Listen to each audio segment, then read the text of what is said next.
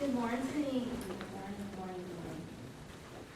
First, I wanted to start off by kind of introducing me, if you don't know who I am Sandy-2015. I'm a mother, I'm a wife, and I have to write down everything that I do just so that I'll tell you because I'll forget. But I'm a mother, a wife, I'm a published author, an entrepreneur, a minister, a community leader with South Cummings Community Council. I'm a member of CUFA, which is Communities United for Action, and the National People's Association. And I'm a speaker on the Homeless Coalition Speaker Club. And I'm sure there's plenty of other things too, but the reason why I brought that up and said what I do is because coming into Public Allies, it was really hard for me to let people know the things that I do. And to actually have the confidence in doing them. Because I didn't think, although I was doing these things because I saw that there was a need, I didn't think it really held that much weight. I didn't think it was that important. So the things that I did, I kept it to myself, and then I guess to some it may look as if it's humble, but to me it was just really something of my insecurity, just not being able to tell people like, okay, well I am doing this, I'm standing for this, and I'm speaking out, and I'm an advocate for this and this. So I just wanted to start out by telling you all some things that I do and some accomplishments, because that right there was hard for me to do. And Public Allies really gave me a voice to be able to give that out to others, and not even just to be so concerned on my past and think that I'm not worthy enough to do these things or speak out on these certain issues. Let's see, I basically, like I said, I kept a lot of my gifts and my passions to myself and not so much gave it out to others to experience me. And really just doing the work and not really putting myself out there. But this year, like I said, I've been speaking with the Homeless Coalition. And the reason why I started doing that was because I was homeless at the time. And I know how it feels to be in that situation. I know how it feels to be homeless and to reach out to different agencies to try to get help and be treated as a number. So when I went through that situation, it really put something in my heart to really want to give back.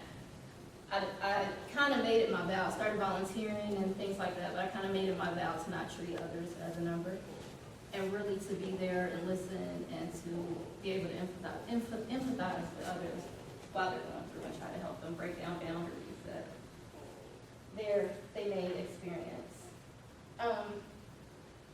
So I wanted to first show a video that I found on YouTube. I did not make it, so I don't get any credit for that. But I wanted to show this because that's something that I feel strongly about right now, is educating others on different issues, and one big one is homelessness. And I just wanted to show you all this so that maybe if you haven't had this experience or anything, then maybe this may be able to help you with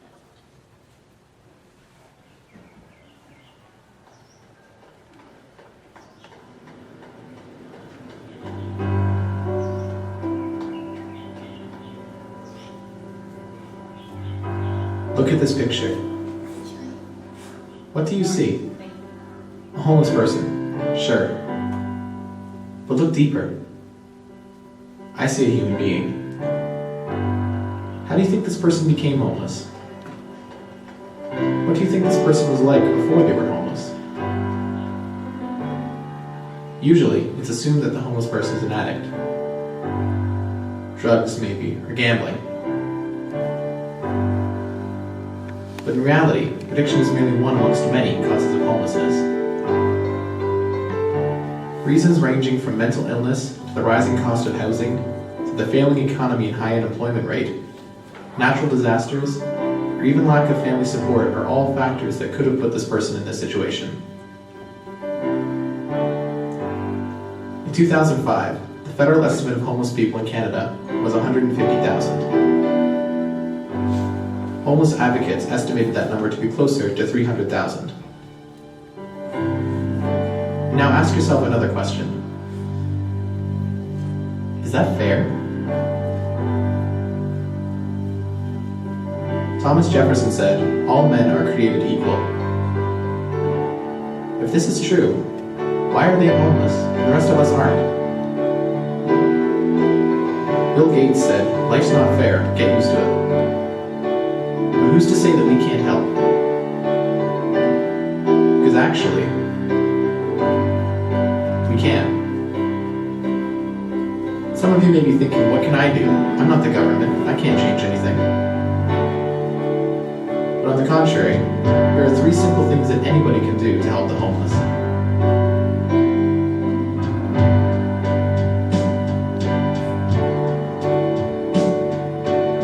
There are plenty of shelters for the homeless all over North America, and all would appreciate your help serving food, preparing materials, cleaning facilities, or even simply listening. Every night, 40,000 people in Canada sleep in homeless shelters. Volunteering will be a great way to contribute.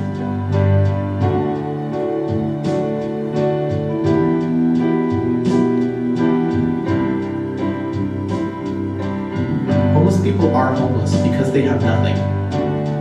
Everyone has different opinions about handing cash to the homeless, or fear that it may be spent to feed addictions. There are ways to work around this.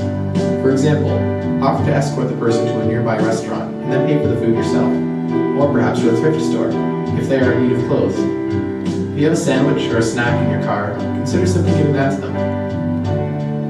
If all else fails, you can always donate to the homeless shelters and be certain your money will be put towards their well-being.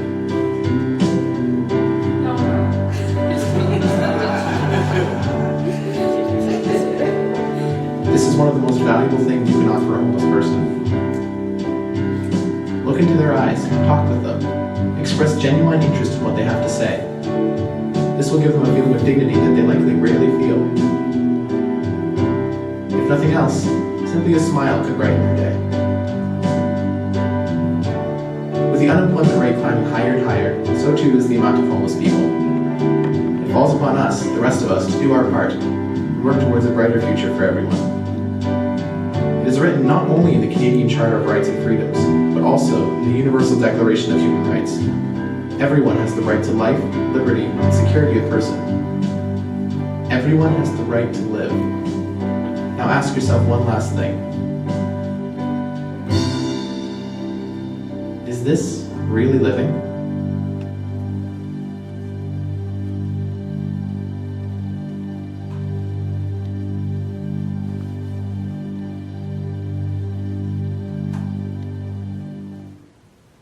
So I wanted to show that because a lot of times we can get caught up in thinking homelessness happens in one way or any situation.